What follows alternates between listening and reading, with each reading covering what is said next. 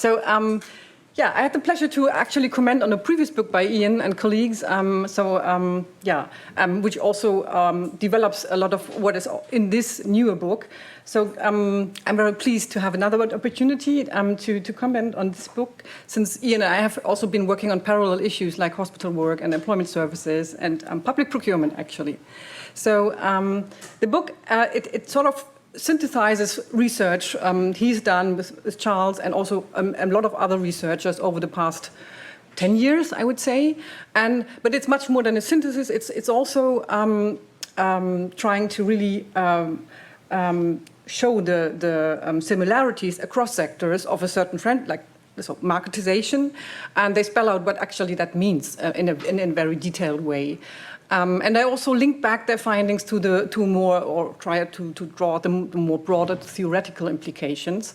And I think it's very worth reading because it doesn't go into this very somewhat tedious academic juxtaposition of different theoretical accounts, but it's really it's interested in making a standpoint and remembering us of something that we perhaps tend to forget, which is the issue of class discipline. But it also does so in a very, I'd say, it makes a debate, but it's also open to see how it develops. So it also takes into account the newer development with the pandemic. So. And it's a very political book, I would say. So somehow between a research book, a synthesis, and also a pamphlet, I would say, to some extent, and it stirs a debate. So here we go. I guess that many of you are also a bit familiar already with what Ian and his colleagues have done. But one important starting point of the book is this empirical puzzle, the persistence of marketisation across Europe, and that despite the many failures and costs associated to it. And this starting point is also sort of a key finding, which they really spell out in the different empirical fields they are looking at. The empirical fields are employment services, hospital work, and the live music market. So very different fields, but yeah. And they are also, so in a way they contribute to explaining this strange non-death of neoliberalism that Crouch was talking about. And they're also, like him, interested in the role of the state, the democratic state, in keeping the undead alive. But the focus is here less on these elites and political and economic elites and these supranational organizations, but more on these governance and practice of everyday market making. I brought a quote here that you can read yourself. So the everyday drama of market actors. And this, what is important here is the hidden abodes of public sector management, public sector procurement, supply chain management. So something that you don't necessarily see in the media, see covered by the media or see decisions in parliaments about. So very briefly, what is this marketisation? What does it mean? Firstly, it's processes that intensify price competition very clearly. And this is done by changing the transactions, market transactions, so that they distinguish between different elements of these changes. I will show later, and they very show convincingly how this is a laborious business, as they call it. So it's engineered, it's orchestrated, this competition. This needs a lot of work, actually.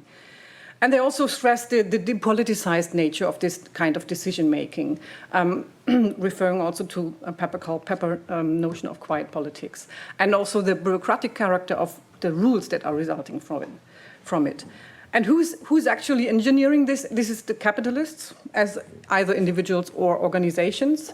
For instance, in the live music market, that would be the digital intermediaries, the digital platforms that have discovered this market as well.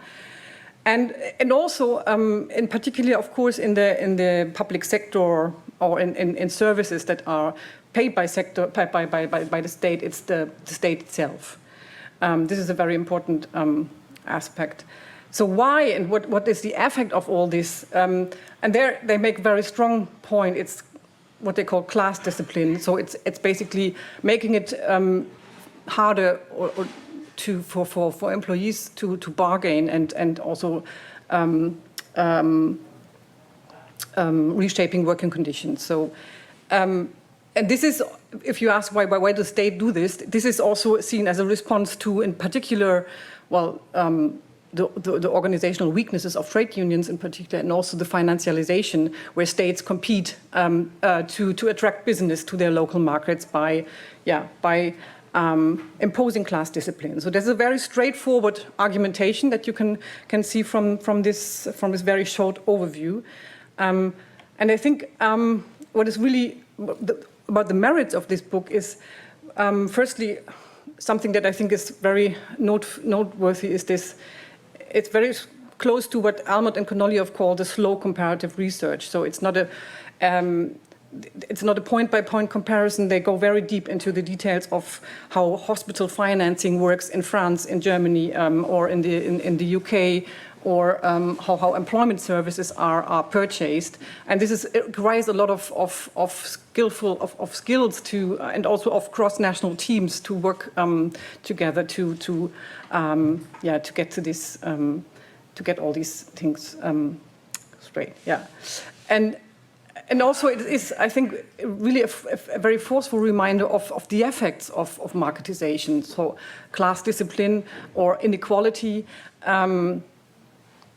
And also, what I think is the most interesting aspect is how it contributes to spell out the way it is done. And this is a term, neoliberal bureaucratization, that was coined by Béatrice Hibou, a French political scientist, who shows how there's more and more rules and procedures and formalities that are moved from the private sector to also the public sector, and how this paradoxically increases bureaucratization, although it's actually meant to liberate the market from bureaucratic rules.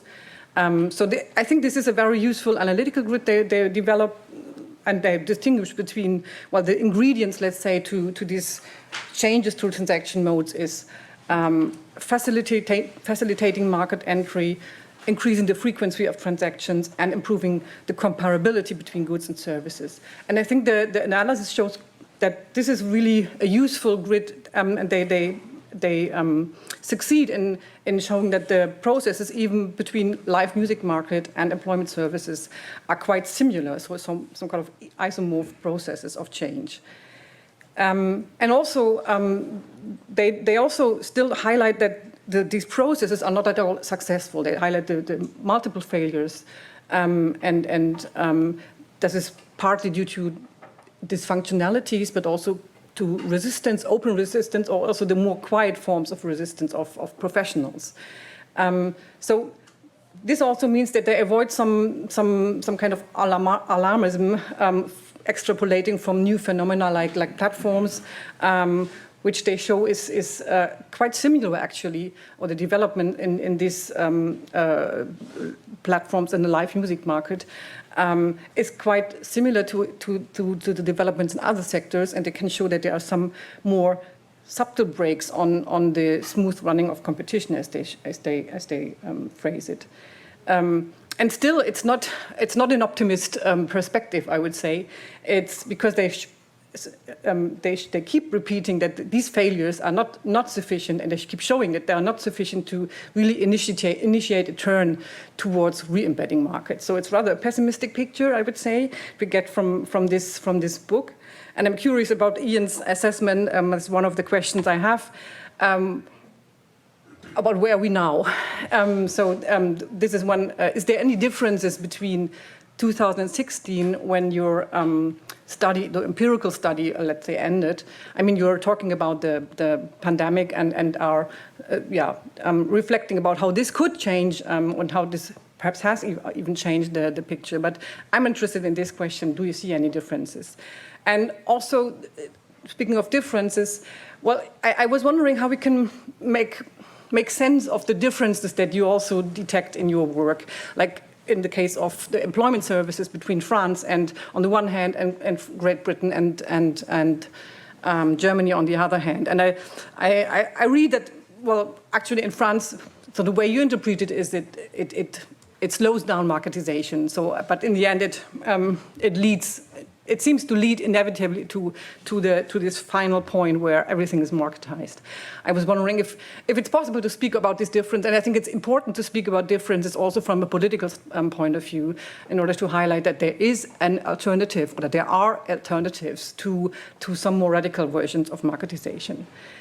Another set of questions is, how did we get here? And I sometimes had the impression that although in the empirical work you're very differentiate a lot, you also point to other factors, then in the conclusions it comes down to some sort of monocausal explanation, which is the class discipline and the profits that are ultimately going to capitalists. And I think it's important to really highlight also all the other trends that are going into these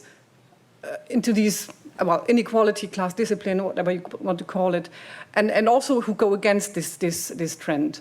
So it's something what Leitner all have called decentering neoliberalism, to show how, well, the development is not just neoliberal tendencies and then some resistance and reaction to this, but also really extra neoliberal tendencies. And they can in fact, in the end, they can also support these neoliberal tendencies, but they can also go against. And one point, for instance, is I think how we can, and I think this is important also in order to really understand the stickiness of marketization, to not just look at how it may benefit the capitalists or states in their aim to attract business, but also how other factors can contribute to it. So the middle classes, in my view, are somehow missing in the picture, because middle classes there are some occupations who really benefit from this, from marketization, like the free professions, doctors that you treat in your hospital work, but also if you look at hospital financing or the health system in Germany, it would be civil servants and free professions who are against a more inclusive health insurance system. So that's one point. But also very importantly, middle classes are the target audience, I would say, of politics. It's not just the capitalists who are, but it's voters, it's middle class voters. And of course, if you, for instance, try to increase the quality of school meals for the middle class, let's say it's a middle class issue, and this without raising the price for the school meal, then this will end up in price competition. But it's not in order to attract business or whatever, but it's in order to legitimize policies and to attract voters. So I think this is important.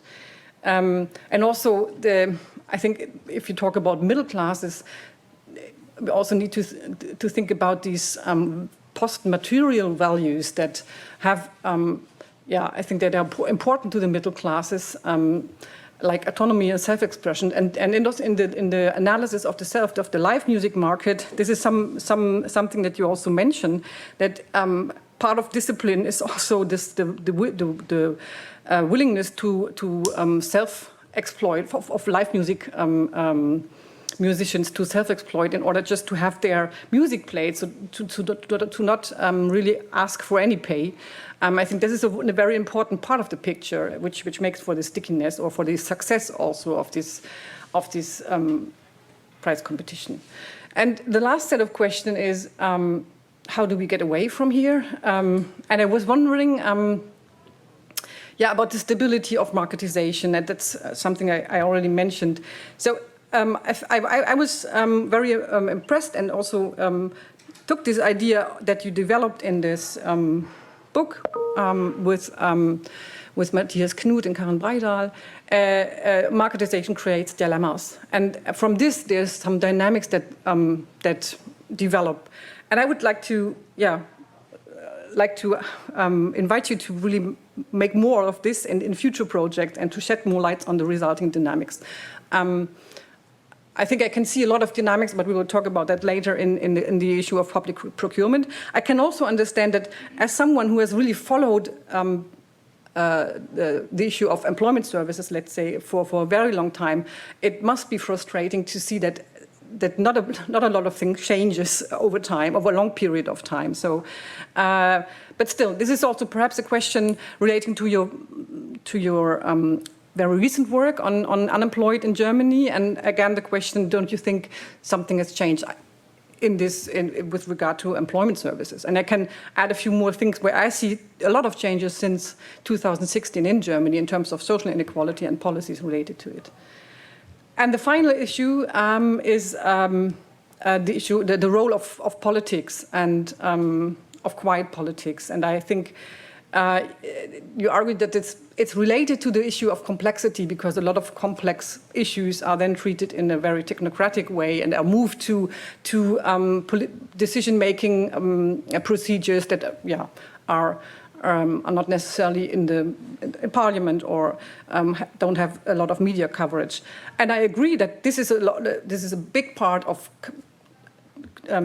politics today, but I think that's a general feature. It's not necessarily related to marketization. And then the question is, how do we cope with this, and how can we make sure that this is not an open door for just the interests of capitalists. And I think what I see is in your book also there are examples of very successful repoliticization of also this kind of quiet politics.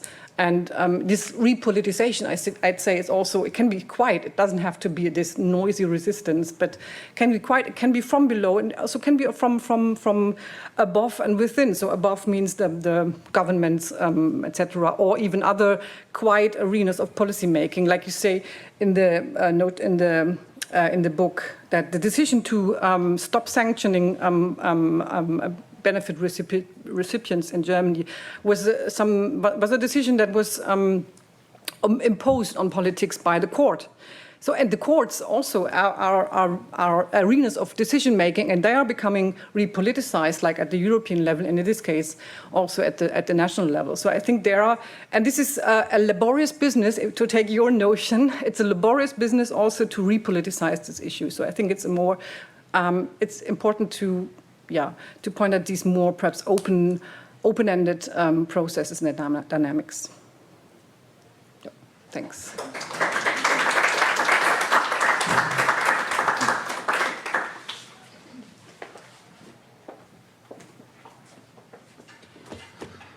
So many thanks for that. I'm really glad that you did that, because I did not feel like talking about this book again.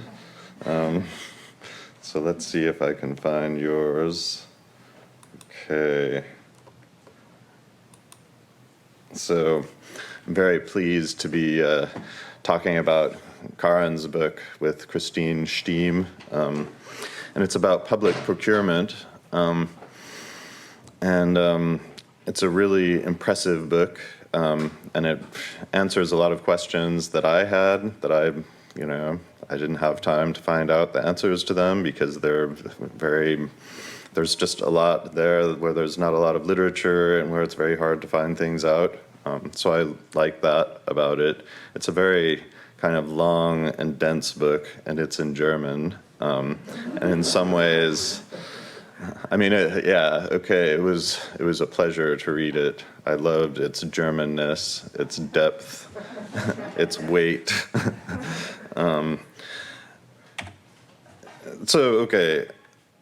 Der Staat als guter Auftraggeber, öffentliche Auftragsvergabe zwischen Vermarktlichung und Sozialpolitisierung. What does that mean?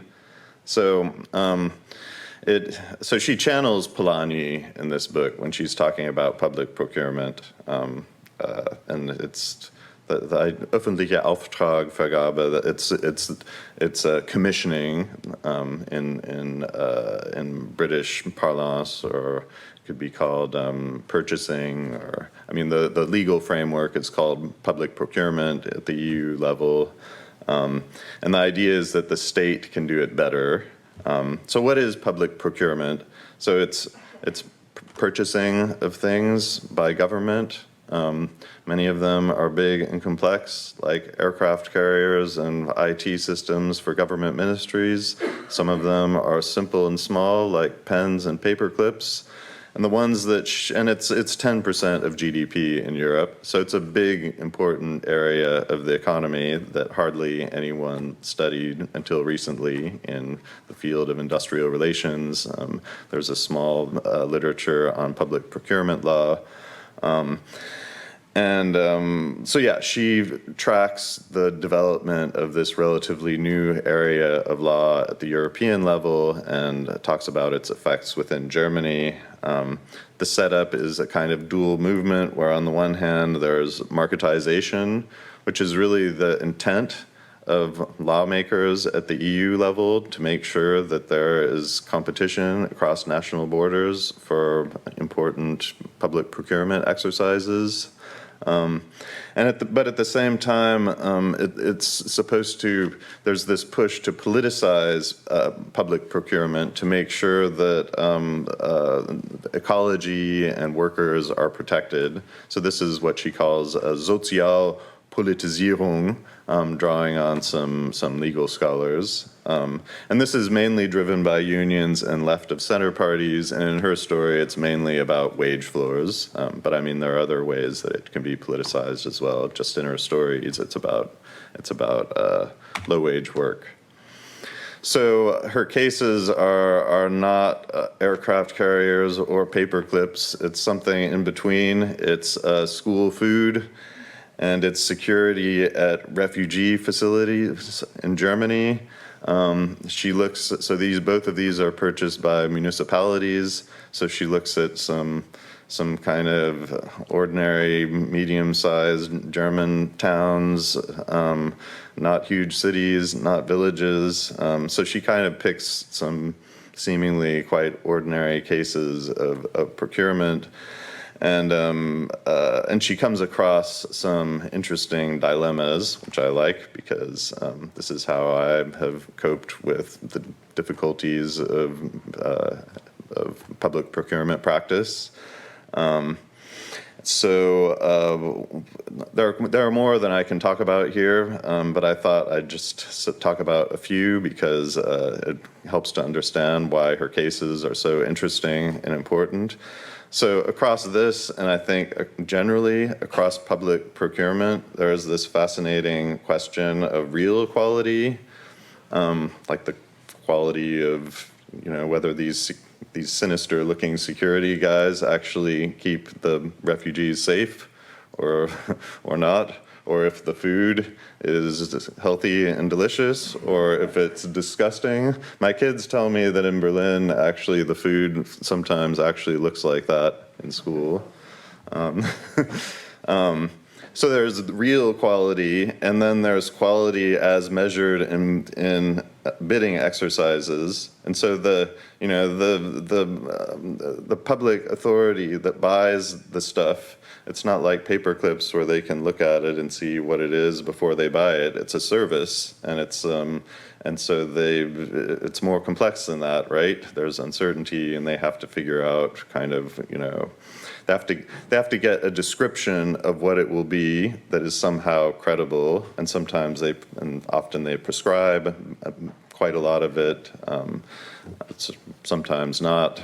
So there are all kinds of dilemmas about this that are really interesting that she talks about. With school food, so there's like kind of a four-way dilemma, a quadrilemma maybe, these intersecting, conflicting things that they want: low prices for families, good quality of food, high enough prices so that there are some economic actors who will actually participate in this market, and then good conditions for workers.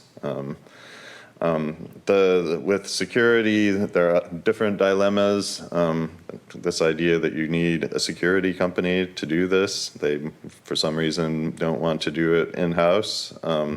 But the existing structure of companies that does this actually employs quite a lot of right-wing extremists, and so they have to figure out it's not entirely straightforward to hire a company to keep migrants safe, because it's really right-wing extremists who are the biggest danger to them. So to give you, I mean, so what Karen is saying is in some ways kind of easy to figure out if you just look at the structure of the book. So you have the two sides of the dual movement. One is, and so under procurement policy, on the one hand, you've got these this old generation of EU directives and court decisions that really push marketization, and they do it through juridification. So if anyone here thinks that marketization is about the state getting out of the way and letting decentralized actors behave in a self-regulate, if you think it's about laissez-faire, I'm sorry to disabuse you of this notion. At least with public procurement, is about the development of a very detailed legal framework that is largely motivated by protecting bidders who failed and then they sued the contracting authorities.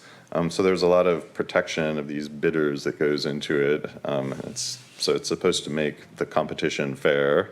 On the other hand, there's this push for social criteria, and so this is enabled through the revision of EU directives, both for public procurement, but worker posting is also really important for this. So you have the Ruffert decision, which made it very difficult for public authorities to protect workers in publicly procured work. And then you have Regio Post, which kind of opened a space for minimum wages for publicly procured work. And so when I have talked about this, I have said these two things are in conflict. That marketization undermines institutions of social protection. However, Karen is more of an optimist, and she loves this idea of institutional layering that is often mentioned at SASI. So that's an important part of her story, that these two things kind of go in parallel and interact in all kinds of complex and interesting and important ways that affect things for workers and public authorities and also refugees and kids who are eating lunch in school. So on the one hand is procurement policy, so she talks about all the court decisions and directives, but then she talks about procurement practice, and this is really fascinating. So she channels Lipsky's idea of street-level bureaucrats, and she applies it to these German municipalities. But instead of looking at social workers and policemen and people that Lipsky looked at, she looks at procurement professionals. So that's really interesting. And she asked the same questions about them that Lipsky asked about his policemen and social workers, like their goals and how they vary and how they conflict, uncertainty about the law and how it should be applied. And then how they process that, how they make decisions in view of all this kind of this lack of certainty. And so professionalization is one thing that helps them process it, politicization, centralization of different procedures. And at the end, there's a whole chapter about industrial relations where it's about experimentation for better work. And this draws explicitly on some ideas from Levesque and Murray that are presented in a different stream at this conference. So the book is a pleasure to read because of its depth and detail. If you speak German, I highly recommend that you take the time that is needed to kind of take it in, because it's great. And one could say that it goes, it's typical, has this typical problem of comparative industrial relations because it goes into the weeds and it talks about a lot of details that many people think are boring and uninteresting.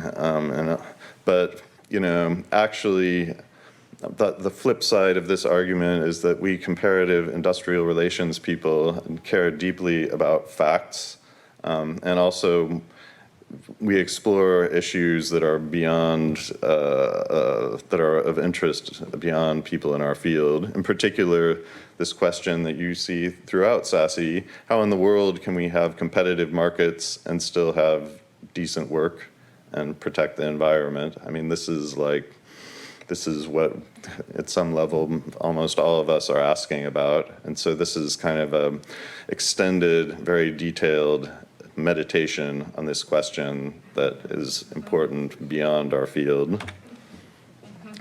So now I'm going to talk about kind of what an optimist Karen is, and when I say optimist, I don't mean it in a positive way. I mean it in the sense that if you're an optimist, you must be wrong. So there are these recommendations at the end, you know, when you first read them, you think, okay, she has a plan for making the world better. And then when you think about them, you realize, actually, these are about difficulties. And if she wasn't such an optimist, maybe she would trace those difficulties back to the structural features of capitalism as we are living through it right now. So I'll just rant about that until my time is over. So legal changes are probably not so interesting to talk about because those are probably the easiest of these her recommendations to put into place. But it's about changing. It's about reducing the uncertainty and risk for public procurement professionals by, instead of saying, here are some things you can do, if you're careful, and hopefully you don't get sued, until saying, okay, here are some things that you really should do and have to do. That would give them more cover, make their lives easier. The second thing, political support for social criteria. I think this is tougher. So at the moment, procurement professionals say, well, you know, social criteria are good and important if I can connect them to the quality of the service. But if I can't, well, I don't know what to do. And so if politicians would step in and say, no, social criteria are important for their own sake, and create a legal framework for that, then, you know, obviously the procurement professionals would do more. The problem with this is that there are some political parties that would do that, and there are many that are very opposed to that. And so I suspect this is unlikely to change, and unless. So yeah, I think in terms of political realities of how parties work in most countries, you know, that there might be a little bit more political support, but there could also be a reduction in political support for this. Including industrial relations actors. So there's this problem that unions are not deeply involved. And this is something that I saw over and over again and fretted about. People asked about it. Industrial relations scholars would say, why don't you look at unions? Don't you think unions are important here? And I would say, well, you know, actually they aren't. They're not involved in this. You know, so Karen is saying, well, let's get them involved, which is, you know, I think that would lead to big improvements in practice. However, unions and works councils somehow need more capacity to do that. They need more time. I mean, part of the problem is just there are so many other things they have to do. There's a real question how you get them to prioritize this. There's a thing about increasing monitoring. Public procurement professionals are a little bit agnostic normally about whether these bidders actually are abiding by the social criteria. So if you had more monitoring, maybe they would know and they could act if these contractors weren't doing what they were saying. I mean, Germany already has a pretty strong infrastructure for that, that's sold, and okay, it will get strengthened. But I think if you look at the experience of very well-resourced enforcement of labor standards in Germany, it makes me quite pessimistic about the possibility of really getting down to the bottom of the causes of abuses of workers and supply chains, even in Germany. And insourcing, yeah, maybe this is a great solution, but like with security services, why didn't they insource it in the first place? I mean, they knew the providers were shady. Surely, if they were going to insource, they would have done it already in many cases. And of course, insourcing does happen, but the question is when is it going to happen on a large scale? So yeah, I only have one question for Karen. These are clear policy recommendations, but please tell us how they are feasible. So back to you.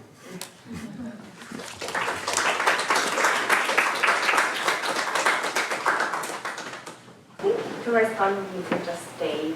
If you, I mean, you can both stand there. Or Aren't we supposed to speak into the microphone because of the? Isn't it being streamed? No.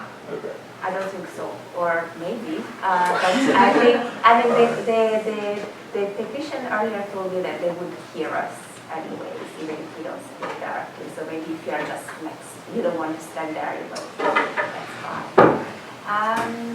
So I would say maybe like 5 minutes each to respond to each other's comments, and then we open to questions. Okay? Ted, I guess Ian should start. All right. Well, there are way too many questions to address in 5 minutes. Do we need national typologies? Well, I don't think so. I think that I've spent way too much of my career arguing about national typologies and trying to convince people that I was telling the truth and that my stuff mattered, despite the fact that what I saw in Germany did not correspond to what welfare regimes or varieties of capitalism theory suspects. I mean, this is in part due to the fact that the world changes, these countries change, and the theory doesn't account for that. There's variation within them that the theory doesn't account for. And I've never had, so I think that, the intention of this book really was to create an alternative where we don't get into these arid conversations and instead talk about what is going on and try and explain it. And like those theories, rooted in political economy, but a different kind of one that is motivated by trying to explain all this stuff going on in the current neoliberal world we've been living in since the 90s. What about causal heteronomy of social action? Have to think about that. I mean, we're taking people's agency away because we have a causal argument that is rooted in political economy. And our political economy is inspired by Marx and John Commons. And if you make an explanation about why something is the case, obviously there are all kinds of unpredictable things that agents do that could lead to a different outcome than the one that you suspect.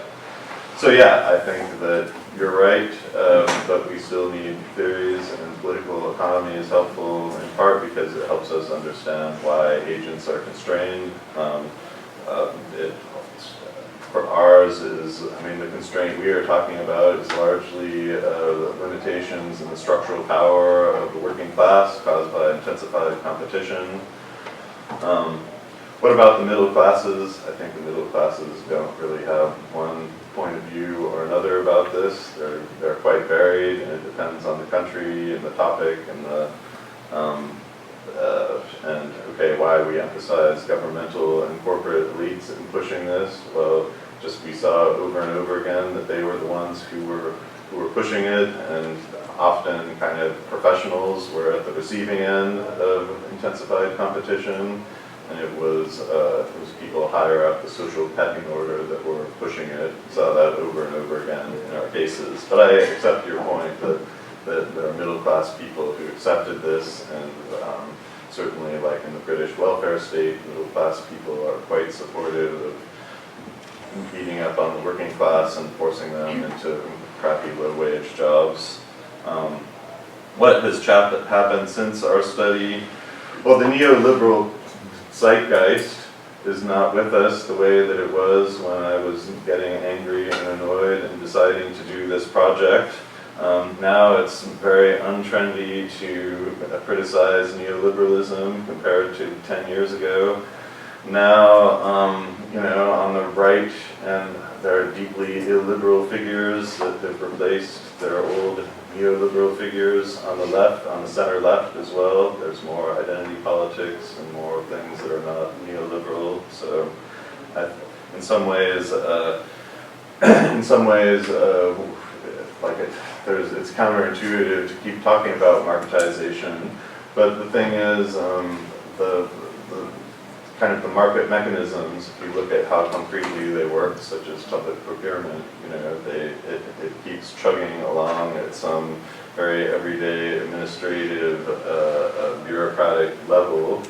So what the chattering classes and trendy ideas in academia are saying is kind of, I don't know, I think it's a little bit detached from the reality that we're talking about in our empirical studies. What's the way ahead? How do we get out of this? Well, I don't have a detailed plan for making the world better, but I believe that it's good to shout about things that are normally ignored. I think that sometimes it's good to even be unreasonable and loud. I mean, of course, quiet interventions, quiet resistance are good too, but I quite like making audible things that are normally trapped in these deep politicized areas of quiet politics. So. Thank you, Ian. Perfect 5 minutes. Okay, Karen, do you want to address some of these comments? Address the comments of this book? Yeah, or yeah, that you made on your phone. Yeah.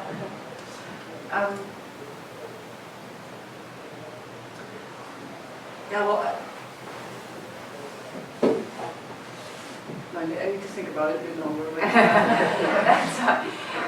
But perhaps just one thing about these differences and making sense of differences. I was not talking about models or something like that, but I think your argument is that basically the differences that you see are different in the form of marketization, and that the process is all the same, it's marketization. I would say yes, it's marketization, but it starts from different levels. And it's also, the effect is also different, or can be very different. And I think it's important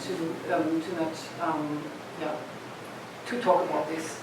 So I'm not advocating a sort of a new typology of nations, of national models of capitalism or something like that. But because I'm in the same situation as you are, having focused on low-skill, low-paid work, which was never really, typologists never really fit.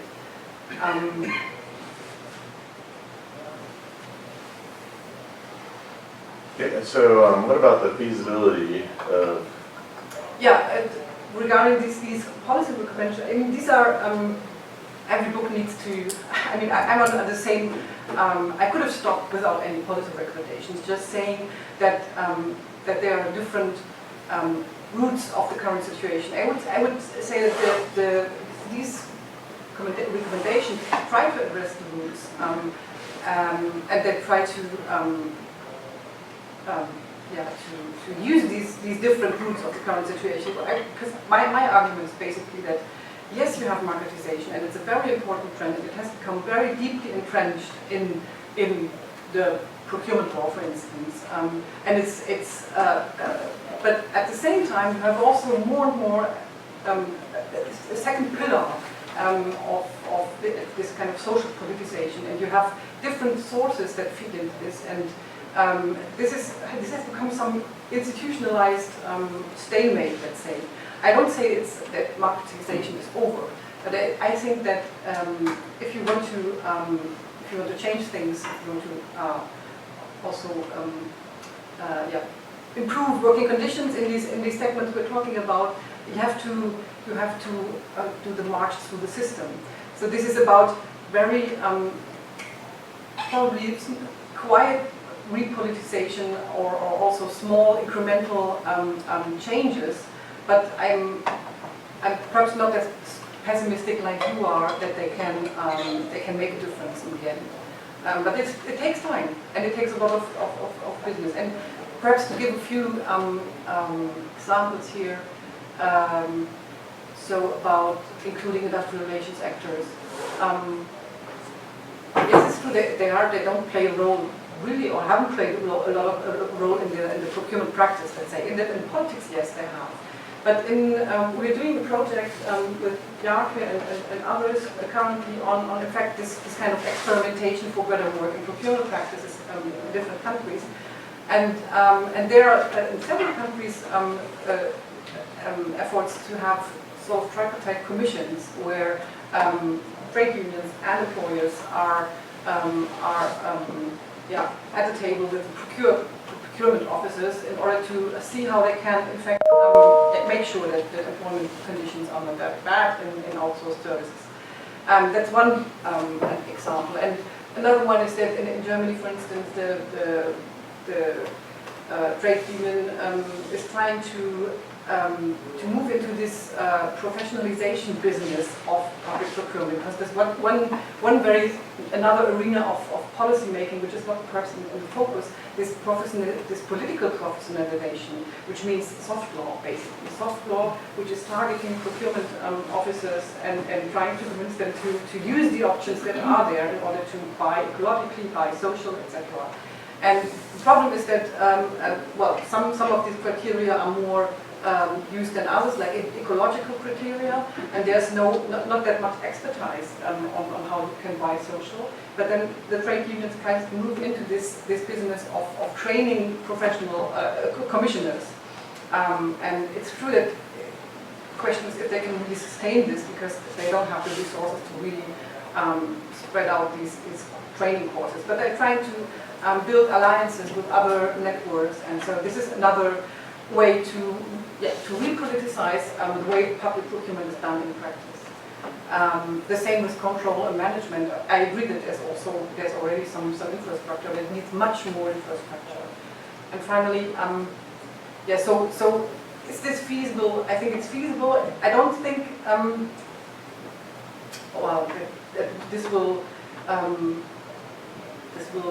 there will be any quick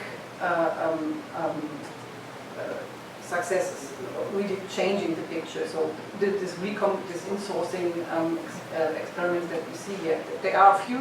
They are perhaps also becoming more, but it will certainly take time until they really make a big difference.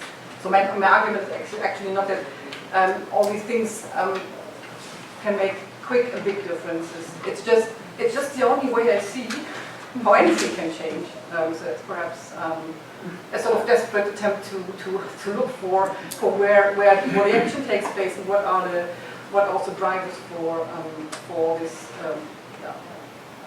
politicization. Awesome. Thank you very much. There was a lot to say on this one. I would say then we open to questions. So questions, comments, examples of uplifting or depressing practices or marketisation, so whatever you want to contribute to. Before, maybe like you also introduce yourself before yeah.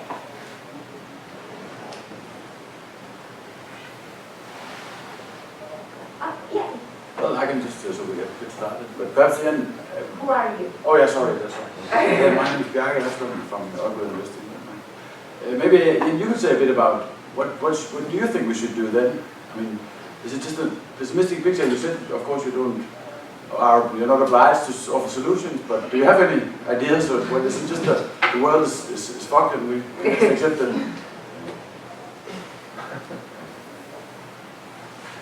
Should we collect them? Or? Yeah, sure. Yeah, please.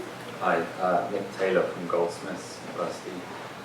I have a question, something that Chiara mentioned about Ian's book on the digital platforms related to the live music industry and how there were kind of similarities to other areas of marketisation.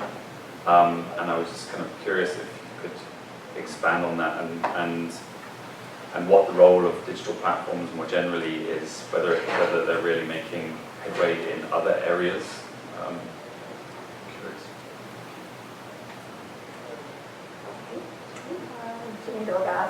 Cornell University. I guess I have a question that connects the two, in that Ian said that if Can had traced these back, he would find the structural roots. Maybe you could talk a little bit about what he sees the structural roots as being. That, I think, connects to the question of what perhaps could be done. Yeah, yeah. Hi, I'm another Ian. Another Ian at the conference. From King's. I had a question about, like a conceptual question around marketisation. And around how, like in the book, Ian's book, you mentioned marketisation is based on price-based competition. But I was wondering, like, to me, the whole point of public procurement is that you don't compete on price, you compete on this more elusive value for money question. So I was wondering, how does that figure into the concept of marketisation or undermine the concept of marketisation? Was there? Okay, good. So I think you can respond and then we'll have another round. Yeah. All right. So I'm glad that I'm not obliged to offer solutions. The idea of coming up with detailed plans for making the world a better place is just, it's not one that appeals to me. I don't think that I'm capable of it. I think that, I don't know, there's just too much uncertainty in the world for any of us to be able to do that. So what can you do? You can fight in everyday life against neoliberalism. You can scream and shout and resist, and you know, the world changes, evolves, capitalism has crises, and eventually we get some other system. Yeah, it's a minimalist program we have that is rooted in everyday life as someone, as a human being and worker, which is kind of lame and vague, but that's what I have. In terms of digital platforms, so there's a chapter in this book about live music, digital platforms and live music, and the live music case was difficult because it's chaotic and it's very competitive and there's price is important, but it's also chaotic and hard to understand. And there are a lot of segments, and so we spent most of our project just getting our heads around it. And then towards the end, someone in London said to us, "Well, with function musicians in London, there are these someone's trying to create an Uber for live music, and it's a big problem for us because it's squeezing our prices and changing the market, and so we had a look at it, and we kept looking at it after the project because it was what we realized was, yes, it does squeeze prices for people in segments that are controlled by, or where the online platforms have a big presence. But another thing is online platforms don't have a very big presence in much of the market. And that got us wondering, well, why is that? What is it about this market that prevents live platforms from taking over? And this gets at the question, what are the limits of marketisation? So there's these internal limits to live music as a market that prevent something from coming and creating a big competitive marketplace. So that's what that chapter is all about, and we wrote a journal article about it too. And now we're trying to figure out, like, how can you theorize the limits of this so-called platform economy? Why doesn't it take? Why is it always this small but nascent and expanding area after years and years of studies? Why doesn't it take over more areas? So we're working on that now. The answer is not in the book, but there's a chapter about the live music stuff. Jenny's structural roots, well, we live in a capitalist society, and there is a capitalist state, and it's oriented around securing production of surplus value. That is not a permanent situation, but at the moment there's a lot of extraction going on, and a lot of these problems can be traced back to political parties who just accept this as part of reality, that especially center-left parties. I think Karen and I have a little debate within our books about this, because she she talks about great things that the Social Democrats in Germany do, whereas I focus on the Hartz reforms, which is diabolical. But there's a lot in here about center-left parties and how pissed off we are about their neoliberal policies over the past 20 years or so. So yeah, structural roots, things like that, political economy of capitalism as we have known it in our grown-up lives. The concept of marketization, price-based competition, value for money. So in public procurement, there's normally like a mix of quality points and price points. But price is always in there. Sometimes prices are fixed though, it's true. And so you have kind of a price that is there and you're competing then on other variables. And then cost becomes a centrally important thing, and it becomes, it kind of is the prices fixed by the funder then become a way to compete then around cost. So you reduce your costs and extract surpluses that way. So maybe we would be more precise if we said price and cost-based competition. Karen has some nice examples of price fixing. It's also an important part of the German healthcare markets with DRGs. But yeah, it's you're right. Prices don't always float. They're often fixed, and then it becomes cost-based competition in part. Yeah, perhaps I can give another example to this. Well, if you, it's true that the idea is more and more that the quality of the service purchase matter, and this is also a very forceful idea. But then the question is how do they actually try to achieve it? And if they at the same time pursue a policy where they don't want to increase prices, then this boils down to price competition or cost competition. So, like when you fix the price for the school meal, and all bidders compete only on quality, but then if the price is fixed at a too low level, so that you cannot pay decent wages out of it, so that means cost competition. Perhaps with regard to this question, the structural roots, I would say that when we live in a capitalist state, we also live in a democratic state.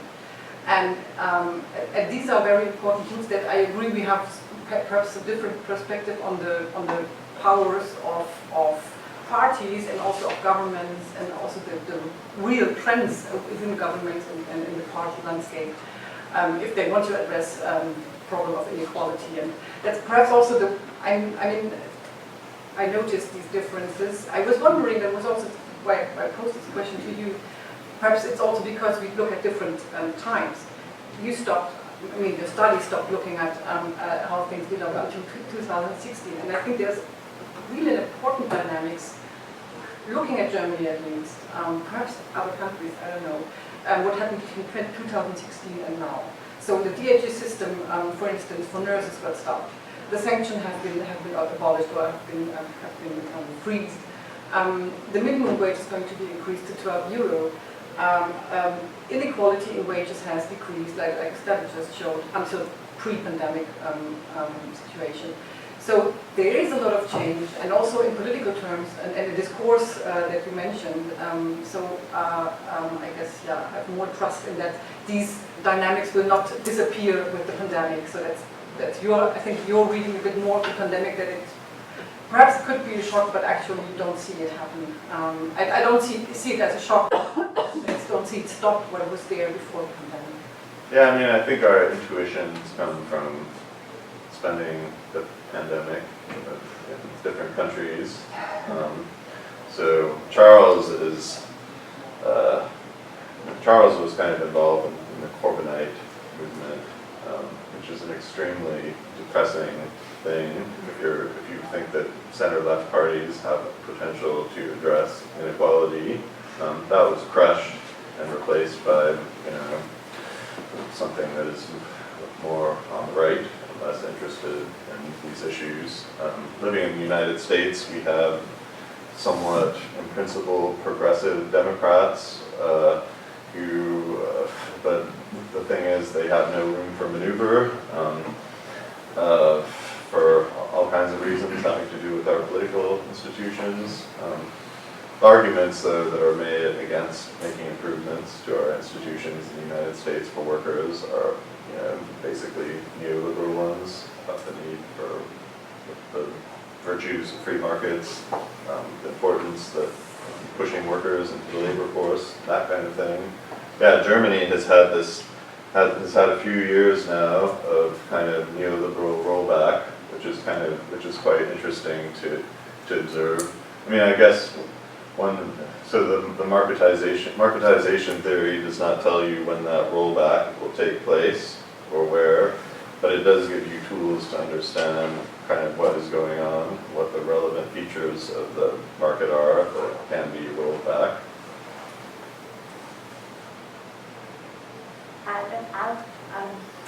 have a question that is actually for both, and it's related to what Ian said and thinks. So it is about the role of service providers, because I read all the bits of your book, Ian, and I didn't try the long German book, but only the report. And I especially in Karen's book, I felt like the focus was mainly on the commissioner. But I didn't study your sector, but I studied the trading sector in the UK. It's a lot of public procurement practices. And there, so what you see is like service provider, trading providers that inflate the prices massively and do not offer good. So there is actually no relationship between high prices and working conditions, but they have a lot of power in the market. So they basically set the price to some extent. It's not really the commissioner.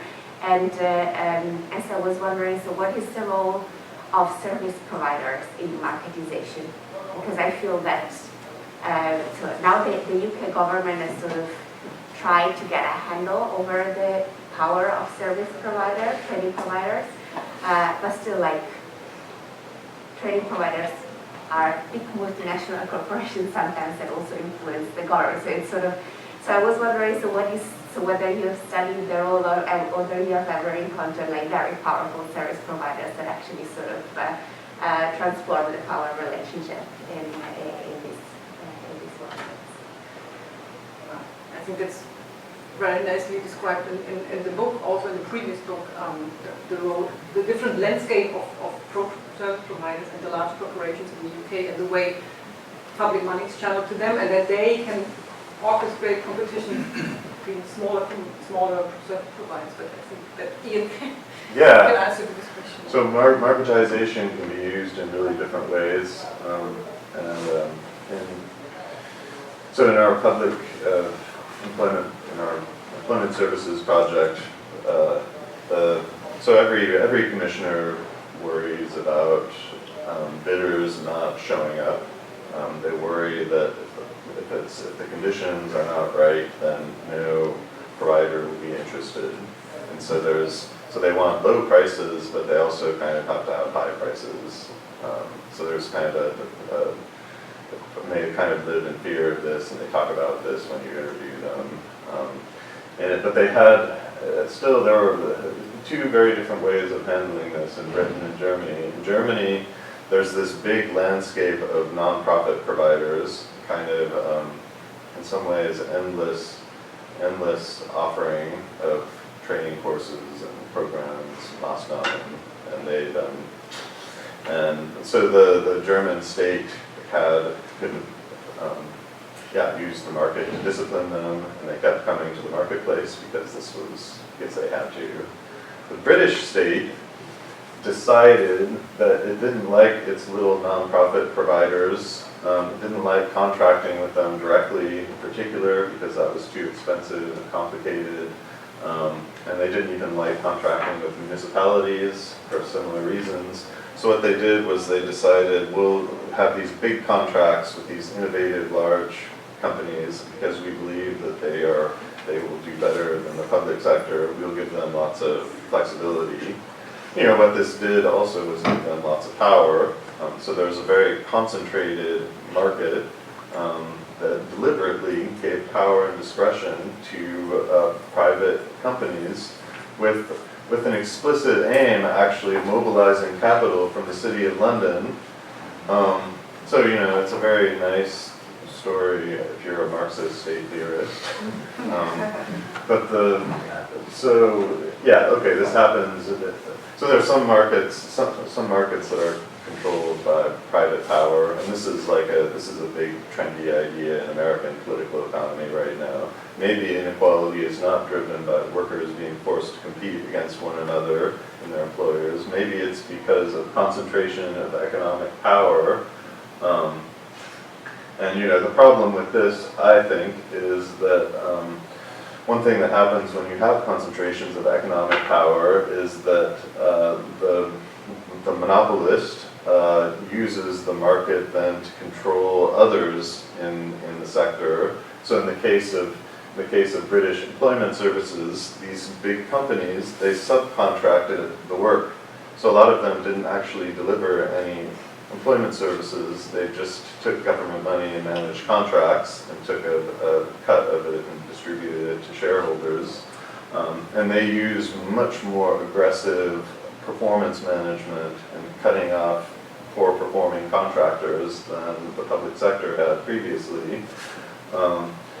So yeah, online platforms are another very interesting example of concentrated private power being used to organize a market and discipline people and discipline workers.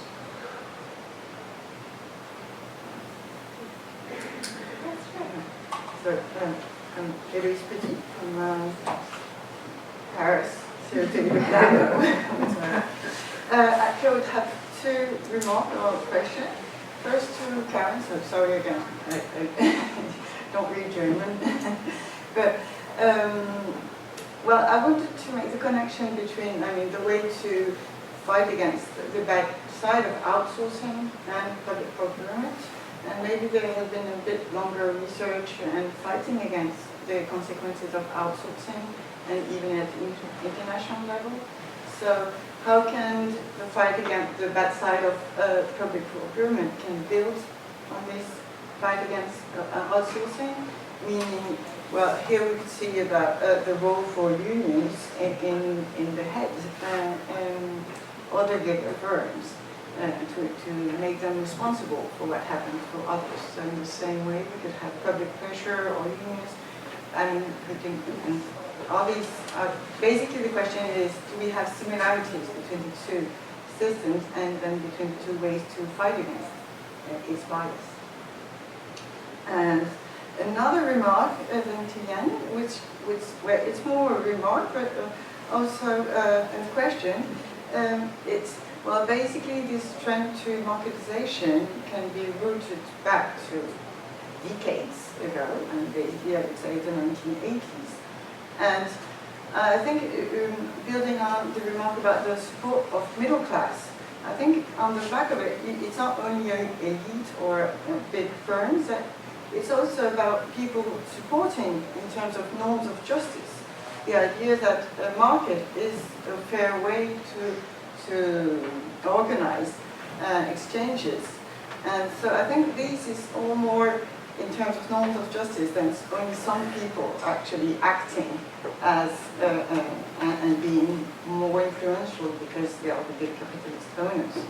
And in the end, if you look at it this way, because in terms of, there has been no, in practice, there's no efficiency proven to more marketization. And at some point, these platform firms do not make any profit. They raise money on the promise for profit, but they don't make any. And after some years of marketization, if you take as an example the French hospital, now the tarification à l'acte is in discussion. So in the end, in practice, in itself, this marketization shows itself its limit. So at some point, can we hope that general norm support of this marketization can change? And then maybe in this way, your position to shout out loud is maybe the more efficient way, because it will change basically only when public pressure will be in another way and saying, okay, this is not the efficient way to go, this is not the justice like the fair way to go. And so, well, can you read it this way? You want to go first? I think there's another question. Sorry, I didn't Started off from Goldsmiths. I had a question about the relationship between procurement and financialization. I was quite interested in just how big that figure of 10% of GDP is, quite a massive figure. And in the UK case, a lot of the big public service companies are highly leveraged, and it's their relationship to the state that is giving them the backdrop that allows them to keep raising more and more debt finance. So I'm wondering if there's a sort of how you've seen the connection between the rise of financialization and the rise in procurement, if there's a sort of connection.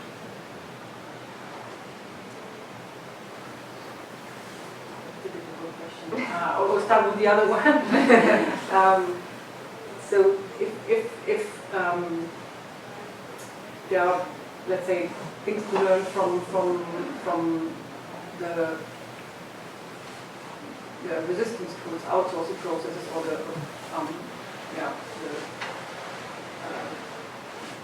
strategies of let's say trade unions in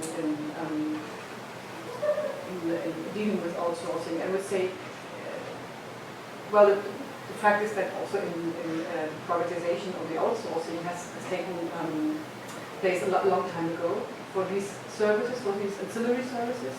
So in the beginning, of course, there was some industry, there was some action around trying to prevent outsourcing, or at least trying to make sure that there's this kind of grandfather clause where employment conditions stay the same in the outsourced part of the sector.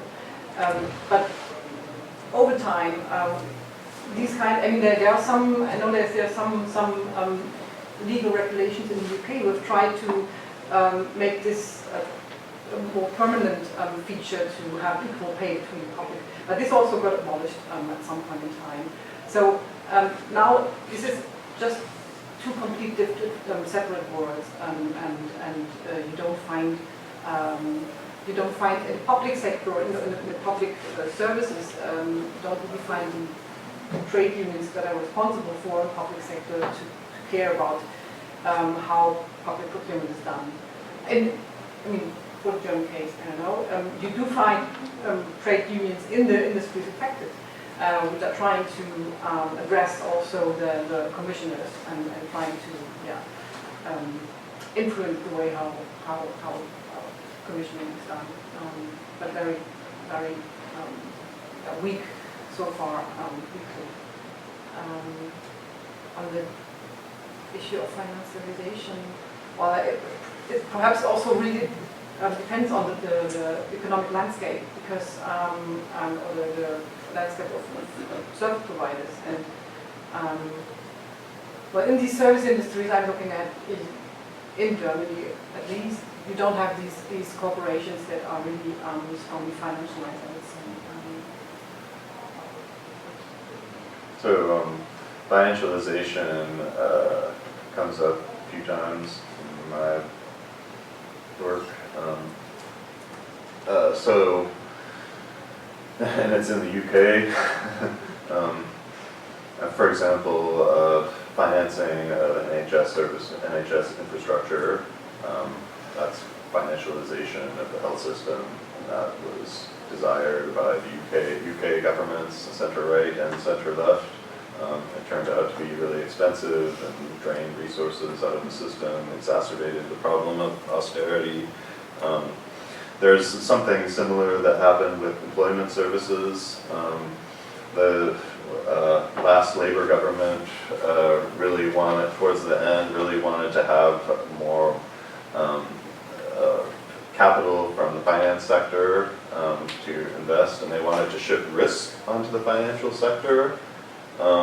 And that was what was behind the creation of these big contracts for the work program. The Conservative Party took what Labour had developed and just radicalized it and made it bigger.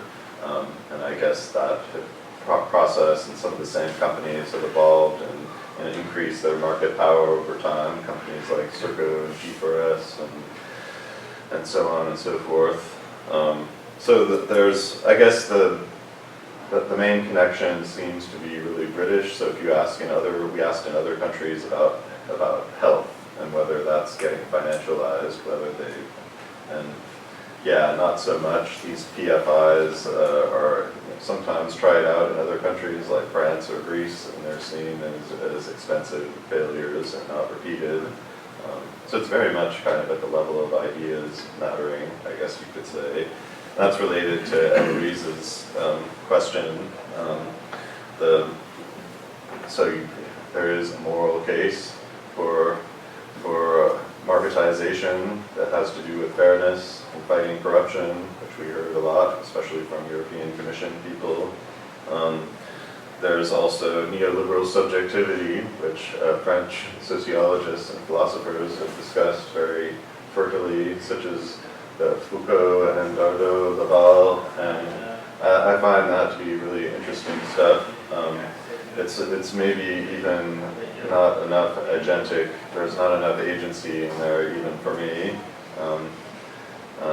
Like a neoliberal logic, I just don't buy it. I meet too many people who are fighting against marketisation to really accept a hardcore Foucaultian approach to it. So yeah, I think ideas matter, but there are also these institutions that kind of develop sometimes in parallel. So there's also that, and they're sometimes kind of disconnected in some sense. Perhaps just one more thought about this more indirect effect of financialization is what you mentioned in your book actually. So in the sense that it forces governments to do more to attract business. It certainly is not a help when it comes about raising taxes. And of course taxes are very important for public procurement.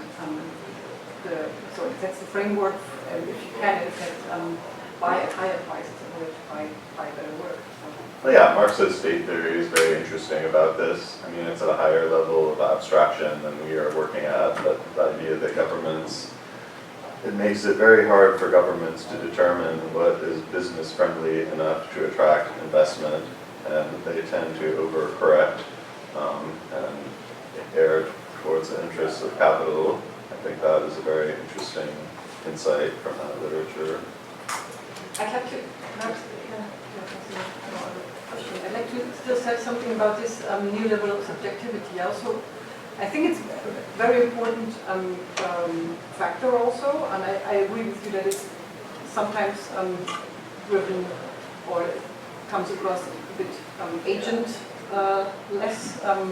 But I think that these values that you've been talking about, middle class values, it's not just about neoliberal subjectivity. It's really also this kind of post-materialist turn that Ronald Ingelhardt was talking about. So with the increasing education expansion and also increasing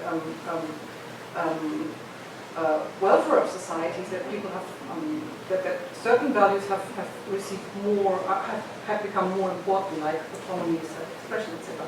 And this, in turn, was certainly also sort of exploited by this new spirit of capitalism that Boltanski and Chiara have described. But still, they can exploit something. These are values that are there. And if you look at the reasons why you have that really facilitate this neoliberal bureaucratization, this is an important factor.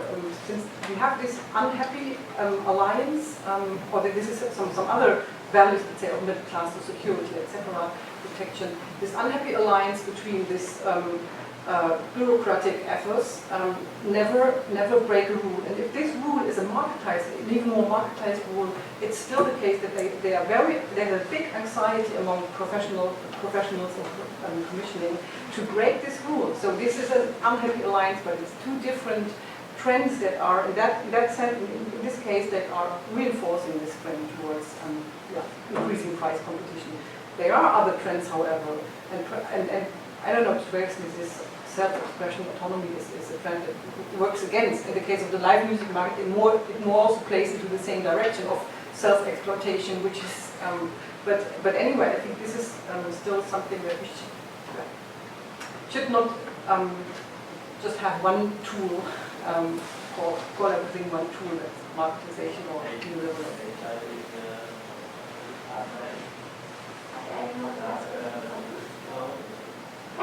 Then I would give our presenter